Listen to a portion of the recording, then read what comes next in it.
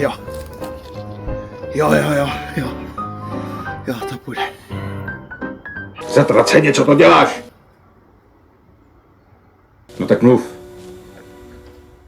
No,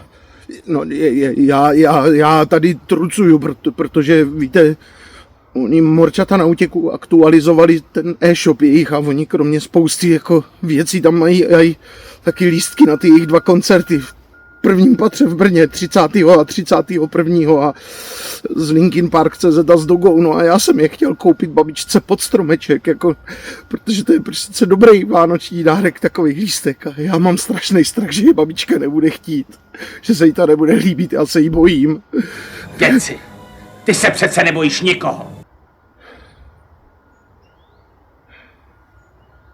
Máš pravdu. Máš pravdu. Já se nebojím. Babi, já se tě nebojím, babi. A nyní musím dokončit to, pro co jsem sem přišel.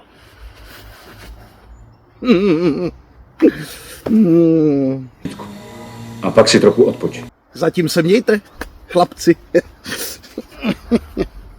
Všechny to zabije.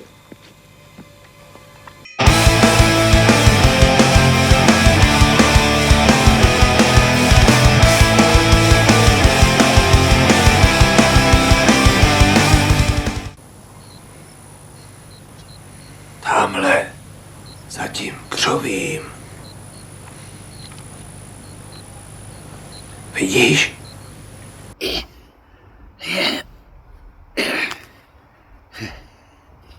Vidíš ho? Jo.